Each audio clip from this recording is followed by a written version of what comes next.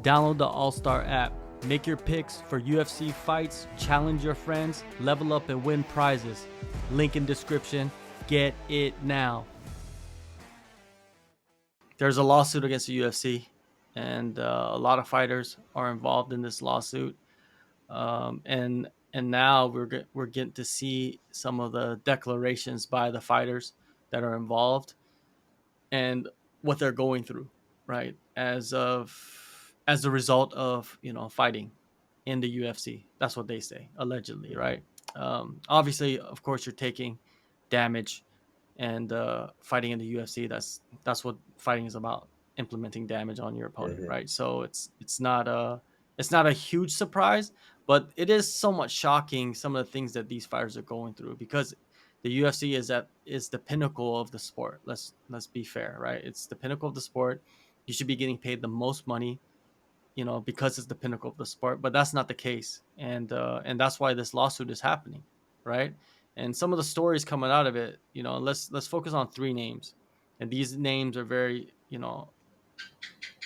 well known figures in the MMA world. You got Fabricio Werdum, Hmm. Wanderlei Silva, and Shane Yeah. Carwin. So Werdum, he's talking about how he has symptoms of TBI and CTE, and man, he says he has many lesions and scarring in his brain, Yeah. and he has a cyst that is located centrally within his Right. brain, And cannot. making Hmm. surgery far impossible.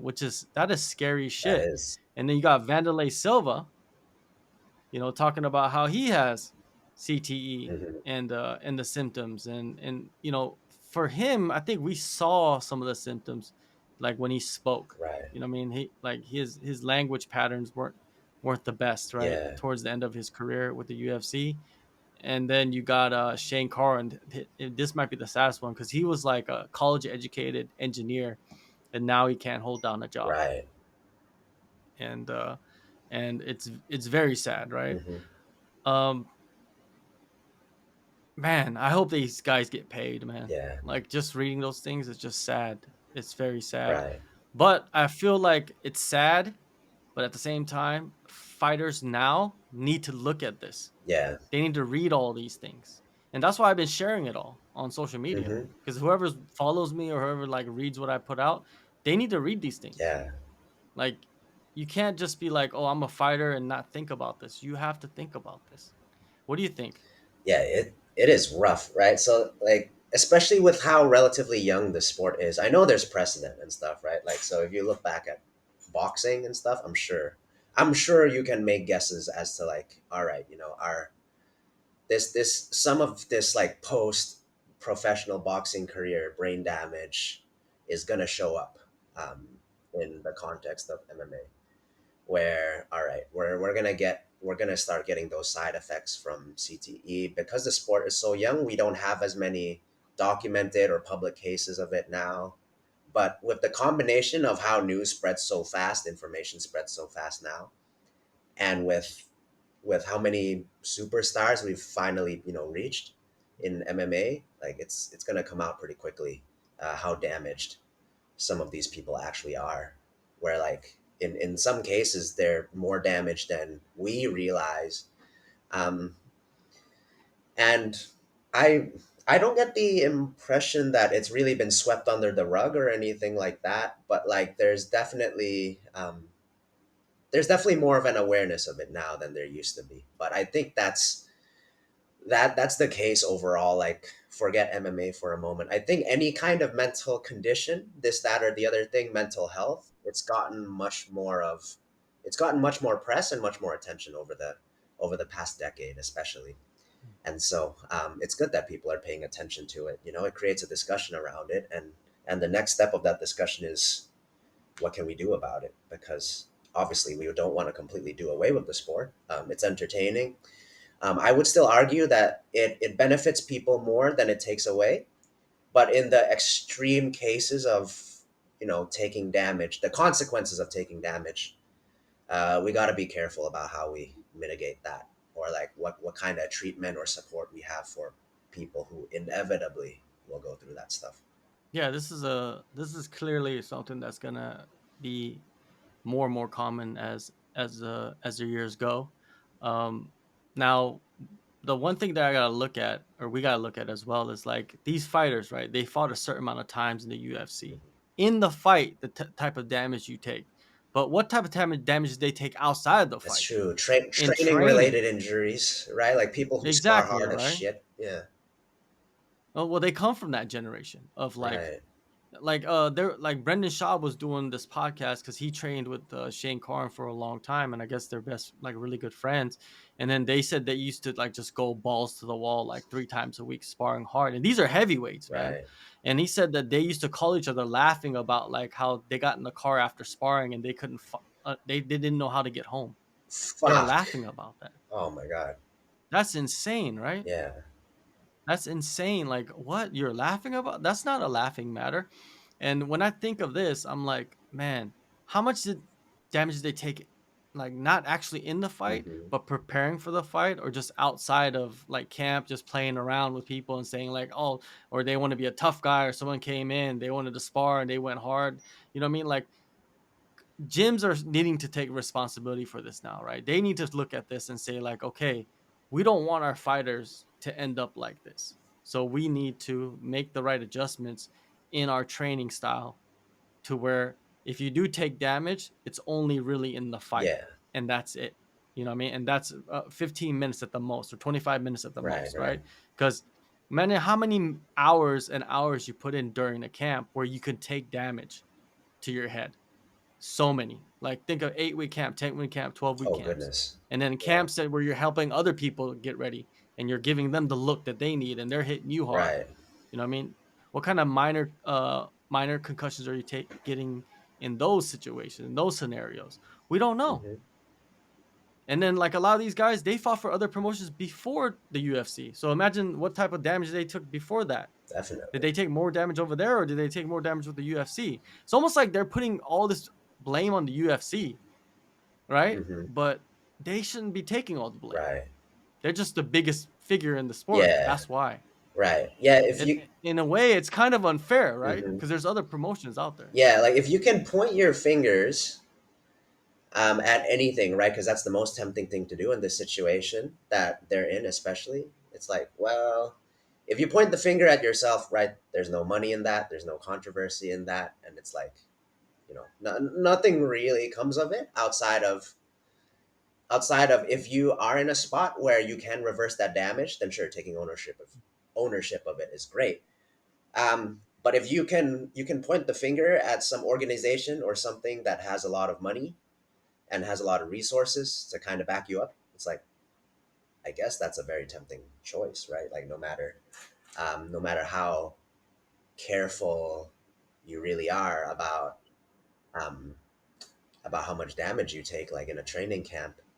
But yeah, it's part of the sport. I it's like I kind of there's who knows how much the long-term side effects are, but it's sort of like one of those necessary evils, I think, that are not really going away in this sport. Same with like cutting weight, right? Like we've been trying to get cutting Mhm. weight, or unhealthy ways to cut weight completely out of the sport, but there's going to be some of it as long as somebody wants to make weight in some way or form. So that's Yeah, like a everything's about yeah. the smallest advantage. Right. Right. It's all about the smallest advantage, getting in there with the smallest advantage. $375 million settlement. That's life changing money for all these guys, right? That are a part of the lawsuit, Hmm. and they should get the money, right? They should, Definitely. because I'm pretty sure. But what they need to do is probably get like some kind of healthcare system for like fighters that have like maybe like you fought in the UFC 5 times. Hmm. So like you have 5 fights, then for the rest of your life you have healthcare Yeah. through the UFC, to get checked up, get brain scans, to help you. They need to put in some kind of system, but without a fighter union, that shit will never happen. Right. Right. The UFC's $375 million. I heard that they're gonna write that would be like a tax write off, probably most of it. Probably. Like they just write it off. Yeah. Like that's crazy that would be just something that they just say, okay, we'll give you the money, and then these guys get money, they get life changing money, Right. And then you and you then it's offset over your with. revenue because you paid this lawsuit, and it's like, oh, all right, well, probably save like 100 million in tax dollars or something that they would have otherwise had to pay. That's a crazy thought. Yeah, man. They don't. People don't talk about Yeah. that. The UFC knows that. Like that's why they want to. settle out so quick because they don't want to go to court. What's the point? And these guys don't want to go to court because what if they lose? They might not have the lawyers like these hot shot lawyers that the UFC Right, has, right. right? And UFC is owned by another company that probably have better lawyers. You know what I mean? And on top of that, like the Yeah, best lawyers in the country, like you're not gonna stop those guys. The lawyer game is different, man. Like right. you could be guilty, but if you have the best lawyer, Yeah. you're not Yeah, guilty. Do you know what I mean? Like that's true. this. That's true. Like, and on that same note with the on what you were saying with the benefit plans and stuff, right? Like if you've had 5 fights, 10 fights, like you're eligible for Mhm, more and more benefits and stuff like that. Now that I think of it, it's not too different with how a company how like a big corporation sets up benefit plans, right? Where, for example, if you stash money into, let's say, like a retirement account, or part of your compensation is like stock options or something, then it's like, all right, well, you mhm. start with, let's say, you start with like 0.5%, and then 0.5% gets vested every year, which basically means you just have access to more options the longer you stay with the company, right? And so the UFC could totally do something similar along those lines of like health, where it's like, all right, well, if you fought for this long, then this much money will allocate to any kind of medical treatment that you might need following this or that.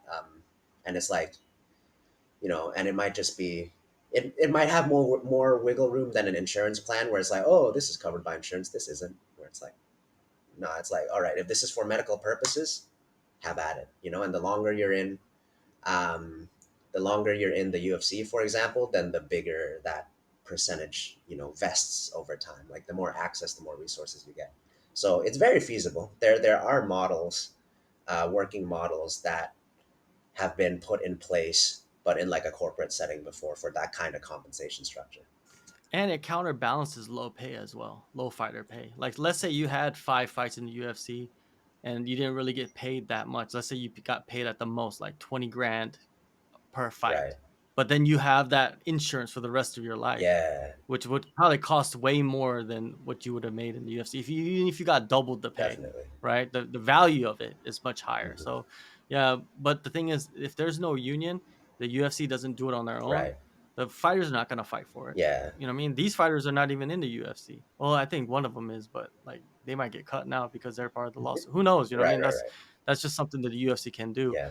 But reading all of this stuff, like I was gonna fight in an MMA bout, like an amateur That's one, right. right? And I Yeah. was training for it, but then I got, like I had some injuries and my body just wouldn't like it. Just you just waking up, dude. Just waking up just hurt. Yeah. I bet. Is just terrible, Yeah. right? Neck, shoulder, and I had to like kind of give up on that whole situation. You know what I mean? Right. Because it just wasn't working out. Like I didn't want to like go through with something so far to where it's gonna like hurt me in 30 years or 20 Yeah. years continuously, right? Right. Right. So I was just like, all right, man, let's just stop this, and because I need to look for my future. Hmm.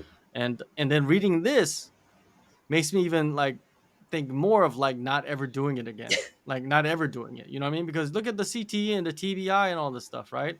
Um, and then people come up to me and they're like, "Hey, when are you fighting?" It's just like, I'm not gonna fight, man. Hmm.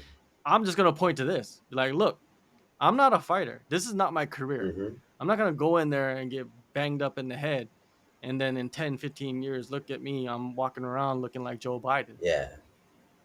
Yeah. Like I've Don't know what's going on. yeah, I feel like I at this point, and especially with how many people I'm around, just because of being at a destination gym, right? It feels like I've been in the game long enough where people are talking about it more, or they're mentioning someone who's like getting punch drunk and stuff like that, right? Where it's like, damn, that's not the future I want, especially if I work in an environment where I'm using my brain fairly heavily, right? If my brain is my biggest asset and it's directly tied in with how much money I'm making, if I damage that thing, like that's got some serious, serious long term consequences. Dude, I'm telling you, man. Like like you said, it's the sport's so new to where like we don't know, as much as we should know. Hmm. And just saying like, hey, like this is something I enjoy doing, so I'm just gonna do it. And then you regret it later on and then put the blame on somebody else. Right. That's not right to me. it's not right for you to like pursue something and you know the consequences of it, but then once the consequences happen, you want to blame somebody else. Right. Like that shouldn't happen. I'm not saying it's happening in this lawsuit, but I'm saying like there's people out there that are like, yeah, man, like it doesn't matter, dude. I'm like, I'm a fucking savage, man. Like I just want to bang, bro. Let me bang, bro. Right? And Exactly. and then let you know, next thing you know, you're getting banged like on OnlyFans, right? Hmm. For because you have TBI, you don't know what you're doing. Like next thing you know, you're questioning everything in your life. Pretty much. But yeah, man, like yeah, it's I hope the gyms like they see this and they make changes, you know what I mean? Because there's certain gyms out there that are their reputation is like, oh, you go there, they fucking spar hard, Hmm. like you're getting in a fight. Yeah, And then some fighters are they like that, you know, they're like, yeah, I need to get that, I want to do that. And then there's certain gyms that they're looking out for their fighters, even visitors that are coming in more, you know what I mean? So they don't get hurt, so they don't get concussions, so they don't get knocked out during training, you know what I mean? definitely. Sometimes it happens, you know what I mean? But you can control it. You can have a controlled environment. Right.